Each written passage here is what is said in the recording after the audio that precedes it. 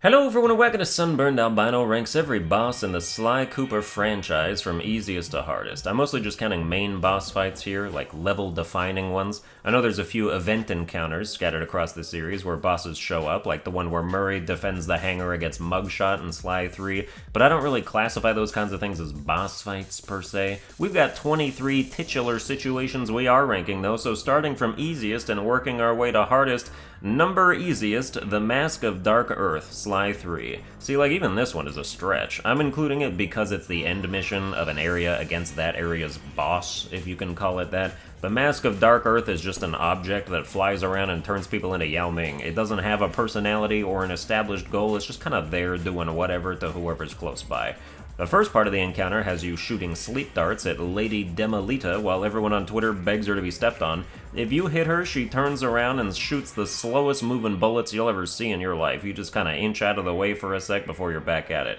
After that, she runs after your monster truck, chucking barrels at you, and you just fling them back at her exposed belly while you try not to stare directly at it the whole time. If you played these games during your formative years, there's an 80% chance you formatated into a furry. Everybody who worked on this franchise is a furry, and they created it to increase their ranks, and I don't need to tell you, it worked. The third part of this has you climbing up a Lady Fox's legs and chest so you can unhook her mask. I'm not sure the Mask of Dark Earth is really an existential threat to the world if like 6 cops can just shoot rockets at it till it explodes and kills them all too. RIP to the 57th Brigade, we honor your sacrifice, men. Number 22, Le Paradox, Sly 4. This fight almost plays itself for you. The final boss of Thieves in Time, and Sanzaru was like, let's do a boss that's 100% quick time events, but just let them button mash, it's whatever. And you can just press random buttons on your controller, and as long as one of them is the correct one, you'll advance the battle. As far as main villains go, he's definitely the weakest, with some contrived BS about how Sly's dad put his dad in jail, so he made a time machine to wipe out the entire Cooper line. I don't really buy it, since it's basically just a quick lore dump at the end of the boss fight. They were like, oh shit, we forgot to give him a reason for doing any of this, just plug it all in the end. I just don't like skunks. Sorry if any skunks out there are offended, but skunk bigotry is something I stand by proudly, and I dare you to do something about it.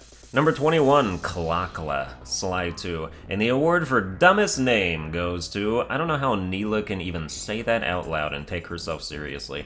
The first phase of the fight has you shooting at her as Carmelita's gunner, while Carmelita provides encouraging and questionably inappropriate commentary. If you go back and play that, literally everything she says can be taken sexually, and not just because I'm constantly trying. She'll be like, oh yeah, you're doing it, Cooper! Don't slow down now! Like, damn, Sly's got a lot to look forward to between games 3 and 4. So once you damage her enough, you can get on Klakla's back, where you can proceed to whack her in the back of the head over and over while she does literally nothing to stop you at all. Then she plummets to Earth and you just avoid some ground lasers as different characters to get up in there and destroy the hate chip that powers her immortality. Then Neela's like, hey Bentley, that's some mighty functional looking pair of legs you got there. Would be a shame if my jaw collapsed and cracked them like a crumpet or some bullshit. Bentley spends the rest of his life crippled, and in Thieves in Time his legs are tinier just to salt the wound. Number 20, Panda King, Sly 1. This is another fight you can basically button mash. The Panda King will sit there and vocally telegraph all his slow-ass attacks. Fiery wheel! Homing chop! Like, there ain't nothing homing about that chop, bro. I left the spot you're trying to hit 2 full seconds ago. Just wail on him until he decides he's done taking damage and belly blasts you back to the cheap seats. Repeat until the final aye! Number 19, Raleigh, Sly 1. When he's not too busy being the capital of North Carolina, Raleigh enjoys hanging out in the Bermuda Triangle in constant stormy weather watching sneaky raccoons make off with all his treasure keys. I miss treasure keys. Villains from the first game don't get much of a chance to make an impression, and all we really get from Raleigh is that his voice is kinda cool, and he's a fan of bloating to gargantuan size and crushing you like the insignificant bug that you are. He's not actually that big though. He jumps down at you on the platform. I'm like, I'm pretty sure we're at eye level here. This encounter is basically just every Tiny the Tiger fight from the Crash trilogy. Dodge a dude trying to land on you, then hit him when he stops. For the third part, he'll change it up, landing in the middle of the platform and twirling around like Papu Papu instead. No difficulty here. Number 18, Ancient Stone Guardian Temple Ancestor Dragon, Sly 3. Pretty sure that's his full Mexican name. This dragon is what Mulan wanted instead of Mushu, although it's not that great functionally. Get on its back, spire jump up to its head, whack it while dodging its flaming tongue, and then try your absolute hardest to stay on him when he spins, but you can't, because even if you manage to stay up for one rotation, he'll just keep going infinitely until you fall off willingly. I don't know if Penelope even deserves to be saved after the 4th game, but hey, can't help being a hero. Number 17, Lafouille, Sly 3. I wish this fight was harder. If you mess up and do the wrong attack, you have time to just correct it and do the right one. It's pretty lame. It's a game of patience. Attack spamming turns Lafouille into the Matrix on steroids, dodging everything before his dodge animation is even done from the last dodge. So you have to just wait and dodge his attacks until he preemptively guards either low or high, and then you do the corresponding attack to knock him back till he falls off all 3 beams. The sword play from Penelope here is pitiful. She just taps this dude upside the head like a gentle little slap. She doesn't swing her sword, she just kind of moves her already outstretched arm in a direction, and then Lafouille acts like he got hit by a golf cart.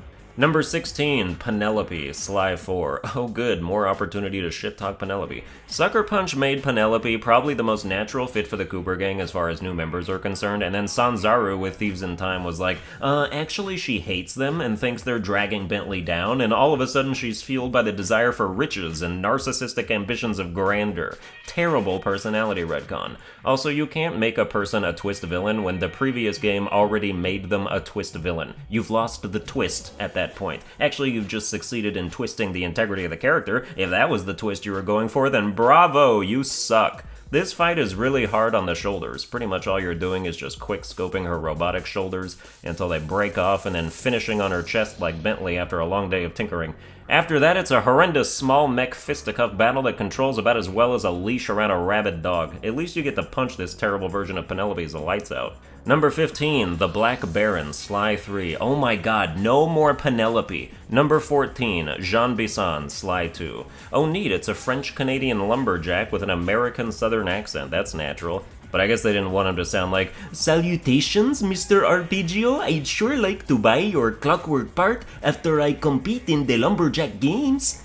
This fight is Bentley perpetually running away while you press different face buttons to activate different traps for Jean Bisson to run into that make him go, "Ouchie, that hurt you, little varmint. I am going to get you." Once he starts tossing dynamite, it can get a little frantic with the other enemies running around, but it's not that bad. Number 13, Ms. Ruby, Sly 1. Alright, the difficulty here depends on which version you're playing. If you're on OG PS2 Sly Cooper, no problem. Slay that beat with your rhythmic mastery. It will never lie to you. If you're playing the remastered PS3 version, which is also the version on PS Plus, the music is just not on beat most of the time, so you have to eyeball the PlayStation button dodges, and you're better off muting the whole boss. Especially at the end when the music gets progressively faster, it's just gonna mess you up. It really sucks that that happened, because it's probably the most memorable part of the entire Sly Cooper trilogy, and the build-up is hype as hell.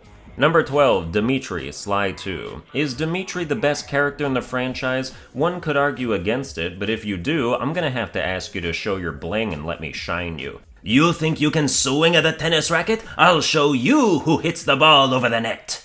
There's no real structure to this boss, you just kinda chase him down and hit him. Sometimes he'll attack through you, sometimes he won't. He's got this pulse blast he shoots at you, you can hide behind stuff to avoid until he misfires like a Luigi main in Smash. Oi.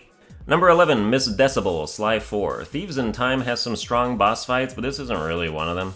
I'm amazed by Miss Decibel's ability to match my movements when she's shooting her notes at me, even while I'm slowing down time. Like, I'm supposed to be the Flash in this scenario, how are you keeping up, you cheater? The rail-walking sections dodging the electrical impulses on the staff are super inconsistent, which is dumb. I was killed once by a shock ball that was literally invisible until it hit me. I went back and checked the footage to make sure. Miss Decibel is a lame elephant lady who fell in love with a skunk, so I don't really want to talk about her anymore. Number 10, El Jefe, Sly 4. I would credit this as one of Sly Cooper's best bosses, no cap. When El Jefe isn't slapping Murray's ass and kissing his hand for 30 full seconds, he's out here doing some neat attack patterns with variety and entertainment, making you use the samurai suit to dodge fire-based attacks, incorporating some lightning stuff in there as well. El Jefe is a man of many elements, and his battle is straight up enjoyable. Number 9, Contessa, Sly 2. Fucking disgusting spider wench. Kill it with El Jefe's fire. I hate when spiders are anthropomorphized, it just puts a slightly human face on a monstrosity. I do give her credit for her backstory involving killing her newlywed husband, so she's a Black Widow. That's nice, Sucker Punch, GG's. You still should have just made her a bunny or something. The Contessa has 2 fights, which are identical, except in the second one she also has hypnotic mind powers that make you super vulnerable for a few seconds. But oftentimes she doesn't follow up with an attack or just misses because she didn't aim properly. This battle can be a little fraught when she starts spawning her spider babies, which aren't sentient like her, I guess, or am I murdering dozens of children who could have grown up to be doctors and lawyers? They're arachnids, who cares? Number 8, Toothpick, Sly 4. Another good Sly 4 boss. Toothpick likes to punish antsy people, because every time he does something, I want to just go up there and hit him, but it don't work like that. You have to dodge different attacks, and then use your prison ball to activate the giant whistles on the train so they'll blast his armadillo eardrums with a shrill shriek. Then he turns gigantic like Raleigh, because I guess he could just do that for no reason. Is that an armadillo thing, just doubling in size out of nowhere? After that, you knock him into the furnace and proceed to tee off on his face like it's The Last of Us Part 2.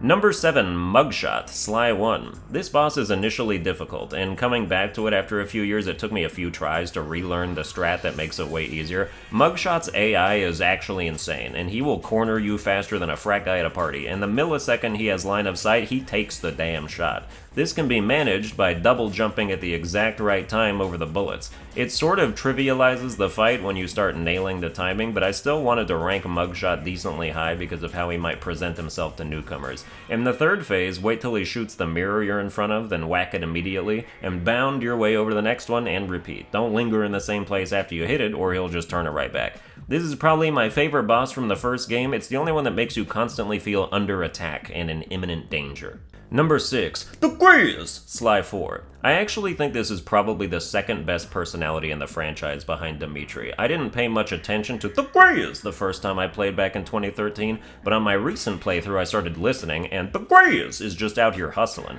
I sure wish he stopped farting during the tailing mission, but other than that, his dialogue is pretty great. Grizz as an ice skating battle totally works. It's a bit inconsistent with the difficulty of each portion, and he spends way too much time being invincible because the game just says he is, but I like this encounter overall. It's super easy, except for the part where you have to punch every ice cube in his on-demand fortress back at him in a limited amount of time. I struggle with that part. It feels like there's not enough time unless you go balls to the wall and just tank some damage along the way. Number 5, General Tsao, Sly 3. Dimitri and The Grizz might be the best personalities, but General Tsao is the best villain for sure. Nobody even comes close to matching his imposing douchebaggery. He just generates a different kind of aura. You've never wanted to ruin someone's life so badly. General Tsao's first phase is probably the most fun boss fight in the franchise, where you leap tall bamboos in a single bound like Sly Cooper man, and change direction in midair to T-bone Tsao and turn him into a pot pie. It's not hard to do, but the second phase is where things get messy. He'll pretty much constantly run at you, and you've just got to strafe him a bit while landing whatever hits you can and hoping he doesn't do any bukkake, because that means 900 zombie arms are going to reach up from their graves and claw at your ankles. Number 4, Octavio, Sly 3. Octavio is an actual mutant, like an X-Man. This guy is freakishly speedy and dodges every attack with a countering belly flop unless you cheat and slow him down with tar. What sucks is that he spends most of his time at the very edge of the tar pool, so at any moment he could inch his way out of the slow state in the middle of your combo and just counter hit you automatically. I just find it very difficult to not take much damage during this. He loves to camp the edge of the tar, even if you try to lead him into the middle. He's a real bastard about it. Number 3, Rajan, Sly 2. Rajan is the closest thing to a Dark Souls boss this series has. He's got one attack pattern and he sticks to it through thick and thin. You've really got to respect his commitment to the bit, because he will do that sweep followed by that slam every time without fail, even after the cows come home. Jump over the sweep, then double jump to the side of the slam, hit him a couple times, then repeat. He gets staggered every third hit, I think, even if it's not part of the same combo, so keep a count in your heads, you know, when you can interrupt them and do extra damage. You can also do extra damage by knocking him into the electric fence, but the constant strafing makes it hard to keep him pinned in one direction, so don't strain yourself going for it if it's not feasible. Halfway through the fight, he'll start spawning in other enemies, but you can basically ignore them because he has just as much contempt for them as he does for you, and his staff swings will clean their clocks faster than a clock cleaner. I wrote this at 2 a.m., don't call the police. Number 2, Clockwork, Sly 1.